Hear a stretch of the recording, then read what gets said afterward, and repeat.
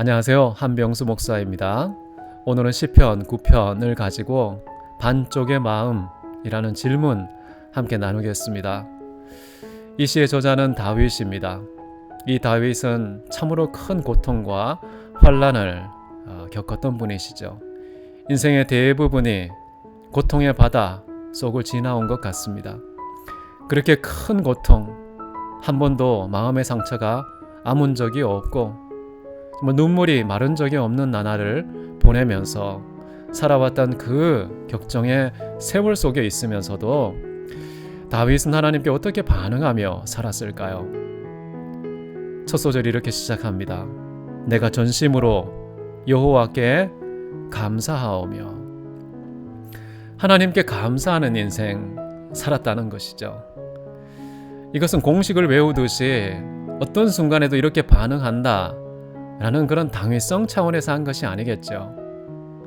하나님께서 내 고통의 바다 그 한가운데 뛰어드셔서 나와 함께 하셨고 정말 깊은 바다의 심연으로 빠져들어갈 때 주님께서 오른손 뻗으셔서 나를 붙잡고 건져내 주신 그런 체험과 경험이 있기 때문에 진실한 고백으로 하나님께 감사한 것입니다.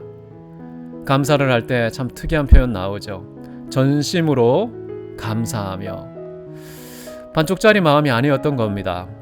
마음 전부가 감사에 동원되는 그런 반응을 했던 것이죠. 스펄전이 이런 얘기를 했습니다. 반쪽의 마음은 마음이 아예 아니다. 우리의 마음이 조각나고 그 조각 중에 하나를 가지고서 하나님께 감사하는 거 진정한 감사가 아니라는 것입니다. 하나님께서는 언제나 우리의 마음 전부를 원하십니다.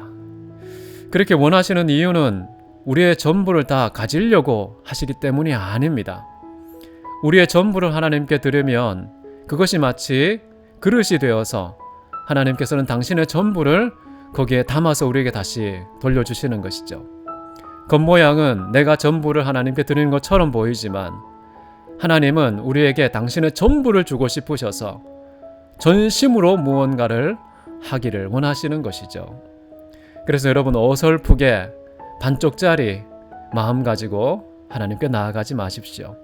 감사를 하든지 찬양을 하든지 예배를 드리든지 섬기든지 전도를 하든지 성경을 보든지 양다리 걸치기 조각난 마음이 아니라 살아계신 하나님 앞에 나의 전부를 드리는 그런 마음으로 나아가면 여러분 하나님의 전부를 체험하고 누리는 축복을 가지게 될 것입니다. 이 다윗은 그냥 명제만 한 것이 아니라고 그랬죠. 여기 보면 이렇게 나옵니다. 주의 모든 기이한 일들을 내가 전파하리이다. 다윗은요, 하나님께서 자기 인생 속에 행하신 그 기이한 일들을 목격한 겁니다. 도무지 원인과 결과라는 인간의 사고방식 가지고는 설명이 안 되는, 납득시킬 수 없는 너무나도 기이한 일들 행하시는 그 하나님을 삶의 매 순간마다 만났던 것이죠. 체험했던 것입니다. 도전되지 않습니까? 우리의 삶은 혹시 미지근한 맹물 같지는 않습니까? 매 순간 하나님께서 내게 간섭하셔서 이 세상에는 설명이 불가능한 하늘의 기이한 일들을 지금도 이 순간에 행하고 계신데 우리는 모르고 보지 못하고 있지는 않은지 너무 억울하지 않습니까? 믿음의 눈을 크게 떠서 하나님께서 내게 간섭하시는 그 놀랍고 오묘한 사랑의 섭리를 하나도 놓치지 말고 다 읽으시면 좋겠습니다. 다윗은 하나님께 감사할 때 아주 중요한 두 가지 요소를 소개합니다. 첫 번째는요, 내가 주를 기뻐하고 즐거워하며. 첫 번째입니다. 하나님을 즐거워하는 것, 하나님의 기쁨의 대상으로 삼는 것, 이것이 바로 감사의 중요한 내용입니다. 하나님께 진짜 감사한다면요, 하나님께로부터 오는 어떤 떡고물이 아니고요, 잿밥에 눈이 어두운 그런 신앙인, 기복신앙 가지고 하나님을 즐거워하는 것이 아니라 하나님 자신이 기쁨과 즐거움의 대상이 되는 것. 쉽지 않습니다. 인간의 체질은 항상 인간적인 욕망을 충족시키는 그것에 반응하게 되어 있거든요. 그럼에도 불구하고 우리에 있던 타락하고 부패한 이 죄성의 이 한계를 극복하고 하나님이 진짜 우리 영혼의 송이꿀보다 더 달콤한, 하나님이 진짜 기쁨과 즐거움의 대상이 되시는 그런 신앙의 자리, 다윗이 마치 우리를 초청하고 있는 것 같습니다. 두 번째 감사의 요소는 이겁니다. 지존하신 주의 이름을 찬송하리니. 지존하신 주님. 지존이 뭡니까? The Most High. 지극히 높으심 아닙니까? 하나님의 그 존재의 높이를 경험하신 적이 있습니까?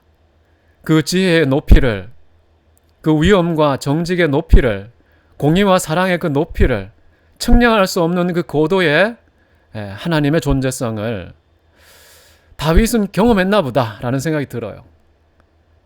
우리는 어떻습니까? 하나님 정말 높으신 분 맞습니까? 눈에 보이는 인간 권력자가 너무 높아 보이지는 않습니까? 그 높이에 이르려고 우리도 몸부림치고 있지는 않습니까? 하나님은 지극히 높으신 분입니다.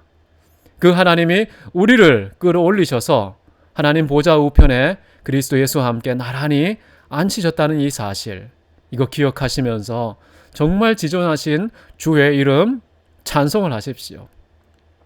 이게 하나님께 진짜 감사하는 길이라는 것이죠. 이 두 가지, 여러분 기독교 역사 속에서 웨스트민스터 소요리 문답이라는 게 있습니다. 1번 질문과 답변에 이런 말이 나오죠. 인생의 제일 가는 목적이 무엇이냐? 첫째, 하나님을 영화롭게 하는 찬송. 둘째, 하나님을 즐거워하는 향유. 이 두 가지가 인생의 궁극적인 목적이다 라는 것입니다. 시인은 그 내용을 지금 여기에 한 구절 속에 다 담고 있는 것이죠. 하나님을 기뻐하고 즐거워하며 지존하신 주의 이름 찬송하겠나이다. 아니, 고통 속에 있는데, 절망 가운데 있는데, 정말 비난과 수많은 대적들이 사방을 우겨싸면서 숨통을 끊으려고 목숨을 노리고 있는데, 그런 와중에서 다윗은 감사를 잊지 않습니다.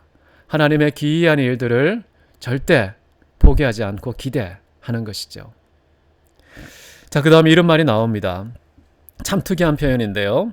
하나님께서는 우리를 변론하시는 분이시다.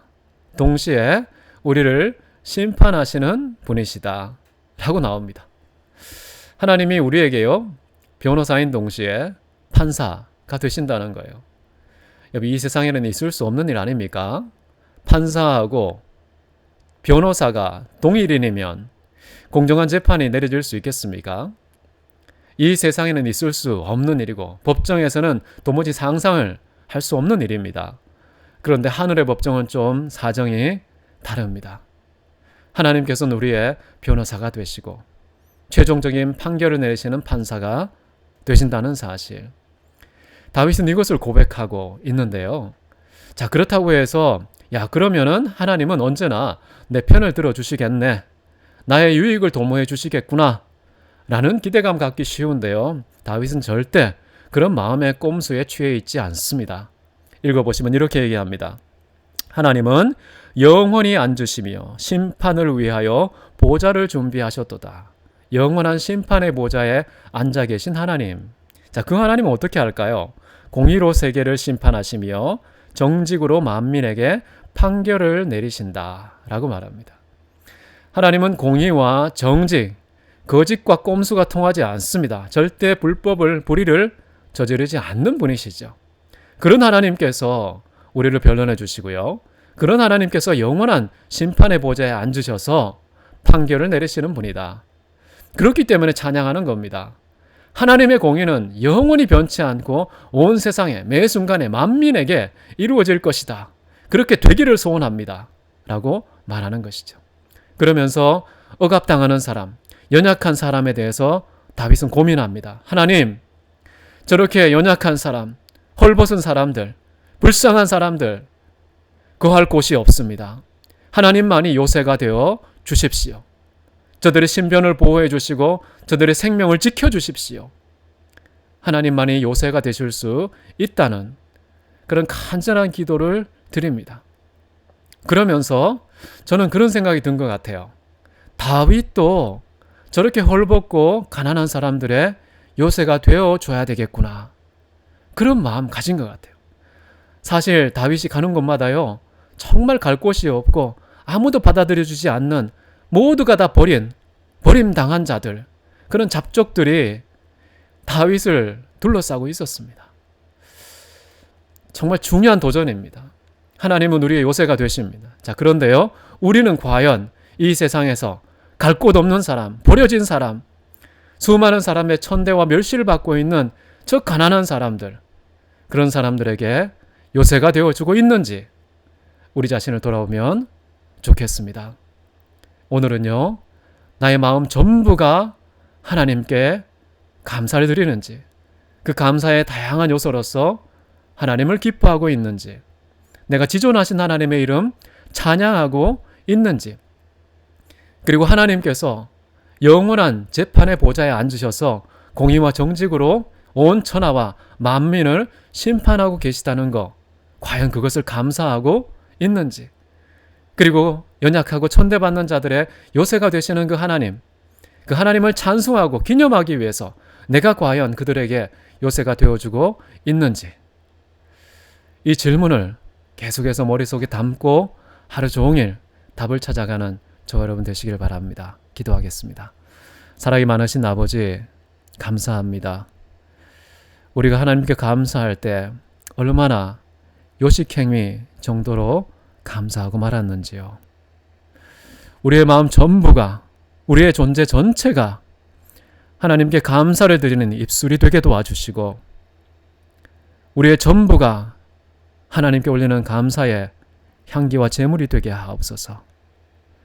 주께서 사랑하는 성도님들 오늘도 지켜주시고 가장 선한 길로 인도해 주시고, 고통의 바다 한가운데 빠져 있을 때라도 여전히 그 인생의 입술이 하나님께 감사와 찬송을 돌리는 축복이 있게 하옵소서. 예수 그리스도 이름으로 기도했습니다. 아멘. 자, 여러분 오늘 24시간 반쪽의 마음으로 살지 마시고요, 하나님께 마음 전부를 가지고 반응하는 축복된 하루 사시기를 바랍니다. 감사합니다.